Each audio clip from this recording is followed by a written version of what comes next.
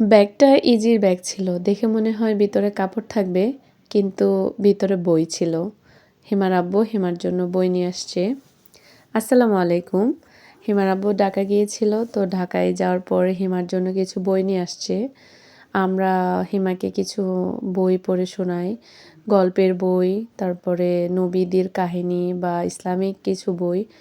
আমরা ওকে সকাল সন্ধ্যা বই পড়ে শোনানোর চেষ্টা করি, কারণ বাচ্চাদের বইয়ের সাথে কানেকশন থাকলে তারা বই পড়ার প্রতি আগ্রহ জাগবে, চেষ্টা করবে। তো হিমাও এরকমই, ও পড়ার চেষ্টা করে বলতে ও তো আর পড়তে পারে না, কিন্তু বইগুলা দেখে দেখে এটা সেটা আঙ্গুল দিয়ে দেখায়। আর আমরা হিমাকে পড়ে পড়ে শোনাই, ও শোনার চেষ্টা করে, শুনে বসে থাকে, অনেক সময় খেলাধুলা করে, বই পড়ে এরকম। তো আপনারা চেষ্টা করবেন এরকম বই পড়ানোর জন্য।